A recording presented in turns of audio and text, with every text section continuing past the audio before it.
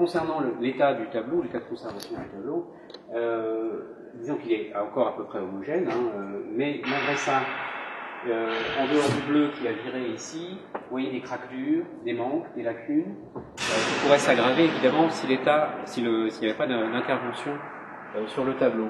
Vous voyez ici qu'il y a un léger affaissement de la toile, donc il faudra certainement opérer un rentoilage, une intervention en tout cas sur le support, il y a tout un décrassage à faire et certainement des lacunes à combler un petit peu partout. Donc c'est un travail de fond à mener, puisqu'il y aura très certainement le rentoilage, mais pour le reste, il y a quand même un état général pas trop inquiétant, sauf à considérer évidemment les craquelures qu'il y a ici, qui là pourraient évidemment s'aggraver. Il est encore temps, mais il ne faut pas trop tarder. Alors, c'est un tableau qui est arrivé à Meaux, dans la cathédrale, foncé par les textes, en 1661. Il a été donné par Dominique de Ligny.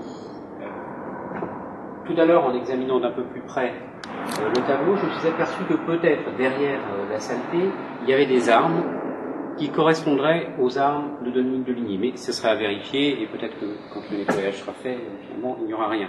Enfin, ça peut laisser espérer donc une réapparition des armes, et pourquoi pas de la signature du peintre.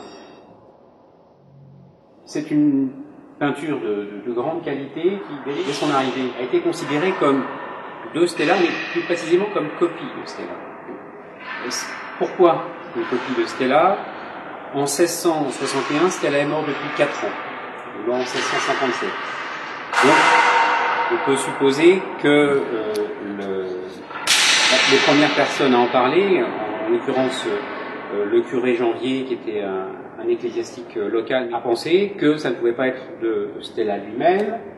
Malgré ça, on sait qu'il y a un lien très fort avec l'art de Stella, dans la mesure où la composition, c'est-à-dire les dispositions des personnages, le décor, la présence de Dieu le Père dans la partie supérieure, reprend presque à l'identique, avec quelques détails, puis même quelques variantes, l'Annonciation, dans la suite de la vie de la Vierge, qui est une des grandes suites faites par Jacques Stella à la fin de sa vie, une suite dessinée, dont on connaît aujourd'hui les dessins et les gravures qui, au XVIIIe siècle, ont été faites à Rome, au moment où les dessins s'y trouvaient, avec, au passage, une petite fraude sur le nom de l'auteur, puisque les gravures donnaient pour l'auteur Nicolas Poussin.